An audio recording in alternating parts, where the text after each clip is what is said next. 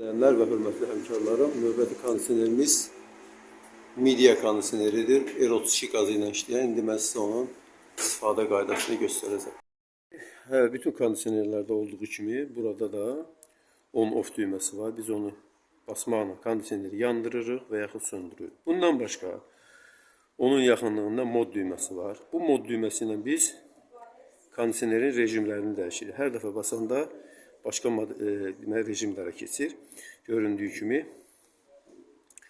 İndi biz birinci olaraq avto rejimdən başlayacağıq. Avto rejim nədir? Yəni, tutalım ki, burada 26 dərəcə qoyulub və yaxud 24 dərəcə qoymuşuq. Belə işləyəndə kondisioner, əgər temperatur, otağın içindəki temperatur 24 dərəcədən az olarsa, isti rejimə, çox olarsa, soyuq rejimə işləyəcək. Bu da maraqlı bir rejim. Bundan başqa, demək, mod düyməsini biz basmaqla yeni başqa rejimə düşürük. Cool rejimidir. Cool rejimi soyuq rejimdir və bu rejimdə temperaturu deməli 24, 23, 22 dərəcə qoymaq məsləhətdir. Çünki bu bizim orqanizmimiz üçün daha faydalıdır, daha uyğundur. Bundan başqa demək burada ventilator sürətini dəyişə bilərik. Soyuq rejimində biz onu aşağı sürətə, orta sürətə, yuxarı sürətə, bir də arta sürətə qoya bilərik. Bir daha mod düyməsini basanda burada dry, yəni qurutma rejiminə keçirik. Qurutma rejimi ən az istifadə olunan rejimlərdən biridir. Bu səbəbdən biz o barədə heç bir şey deməyəcəyik. Yəni, deyiləsi bir şey yox. Bir daha basanda burada heat, istilik, isitmə rejiminə düşürük və həmin zamanda günəş şarası gəlir. Bu rejimdə dəfələrlə biz deyirik, amma yenə də bəzi vaxt görürsən ki, başa düşmürlər. Burada deməli, bayaq biz kondisionerin avto rejimindən danışmışdıq. İndi isə deməli, ventilatorun avto rejimindən danışırıq. Bu ventilator düyməsidir. Biz onu basanda sürət dəyişir. Hal-hazırda göründüyü kimi aşağı sürətdir. Bir daha da basırıq orta, bir daha basırıq yuxarı. Bir daha basanda avto sürətə keçirik və isitmə rejimində temperaturu təxminən 28, 29, 30 dərəcə arasında ayarlayırıq. Çünki isti hava yuxarıya tez çıxdığına görə deməli, kondisioner tez-tez sönməsin. Amma əgər otağın içərisində 21 dərəcə, 22 dərəcə temperatur üçün yetərlidirsə, o zaman temperaturu 27-28 dərəcə ayarlamanız üçün kifayətdir. Bundan başqa nə düymələr var? Burada demək, maraqlı bir düymə var. Deməli, buna deyirlər sleep, yəni yuxu rejimi. Biz demək, tutaq ki, 30 dərəcəyə qoymuşuq. Bunu basandan sonra burada ay işarəsi gəlir və qarşısında da ulduz. Bu nə deməkdir? Yəni, kondisioner, tutaq ki, biz 30 dərəcəyə qoyduq. Bir qədər işləyəndən sonra, təxminən 2 saatdan sonra 30 dərəcəni 29-a endirəcək. Təxminən bir neçə saatdan sonra da 28 dərəcəyə endirəcək. Və yaxud, əgər soyuq rejimində 21 dərəcəyə qoymuşuqsa, 2 saatdan sonra 21-22 edəcək, bir qədər keçəndən sonra 23 edəcək. Yəni, bu da çox bir maraqlı funksiyadır. Təzədən hər dəfə basılmaqla biz onu rejimə keçirik, bir daha da basırıq sonra. Bundan başqa düymələr var. Burada var swing, yəni bu düymənin köməyi ilə biz kondisionerin ağzında olan jalüzini aşağı yuxarı edə bilirik.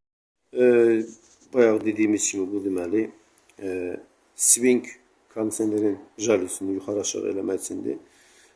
Burada deməli LED düyməsi var. Bu LED düyməsinin köməyi ilə biz kondisionerin üzərində yanan LED işıqların yandırıb söndürə bilirik. Bundan başqa clean düyməsi var. Bu clean düyməsinin köməyi ilə kondisionerin üzərində olan çirkləri müəyyən miqdarda təmizləmək mümkündür. Daha iki rejim var. Bunlar alt funksiyalardır. Set düyməsinə basırıq və orada insan şəkili gələndə biz düyməni basırıq. Bu nədir? Bu follow me, yəni məni təqib elə rejimidir. Və tutaq ki, biz müəyyən bir temperatur qoymuşuqsa, bir müddət keçəndən sonra follow me dediyimiz yer bizim olduğumuz yerdə həmən temperatur. Yəni, tutaq ki, biz kondisioneri 25 dərəcəyə ayarlamışıq. Bizim pultun dayandığı yerdə 25 dərəcə olanda həmən deməli kondisioner sönəcək. Amma bir şərtlə ki, pult həmən kondisioneri görməlidir. Təzədən basırıq və onu yox edirik. Demək, baha bir düymə timer rejimidir. Timer rejiminə keçmək üçün biz basırıq və bundan sonra Yəni 1 saatdan sonra kondisionerimiz yansın və okey edib onu ayarlayırıq. Bundan sonra bir daha da basırıq. Bir daha da basırıq. Sönməsini məsələn tutaq ki 2 saat yarımdan sonra sönsün. Bu formada. İndi təzədən ləğv eləmək üçün biz onu sıfıra qoyuruq. Və burada da deməli sıfıra qoyuruq.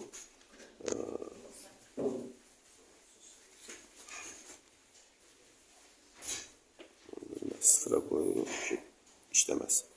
Okay. Deməli, göründüyü kimi kondisionerin bütün rejimləri, əsas rejimlər kondisionerin pultunun üzərindədir. Bir də burada bir maraqlı düymə yenə də var. Göründüyü kimi burada iki düymənin basıb köməyi ilə biz kondisionerin pultunu demək bloklaya bilirik. Bunun üçün turbo və clean düyməsini basıb 5 saniyəlimizdə saxlayırıq və orada kilit işarəsi gələcək. Kilit işarəsinin gəlməyi o deməkdir ki, bizim deməli kondisionerimizin pultu kilidə keçdi. Mən başa düşə bilmirəm ki, bunu niyə ediblər. Amma ola bilsin ki, hər hansı bir yerdə deməli kondisionerin pultundan istifadə etməmək üçün, yəni kondisionerə müdaxilə etməmək üçün nəzərdə tutulur. Yenidən o kilidi aradan qaldırmasın. Bu iki düyməni 2 saniyə basırıq və kilid oradan çıxır. Deməli, indi məsələn biz isti rejimdə qoymaq üçün bayaq dediyimiz kimi heat rejiminə qoyuruq. Bundan sonra 30 dərəcə qoyuruq, avto rejim. İndi isə kondisionerə tuturuq və basırıq. Qeyd etmək lazımdır ki, kondisioner isti rejimində təxminən ən yaxşı halda 20-30 dəqiqədən sonra tam gücü ilə işləyəcək. Bunun üçün də bir qədər səbirli olmanız məsləhətdir. Bizi axıra qədər izlədiyinizə görə təşəkkürümü bildirirəm.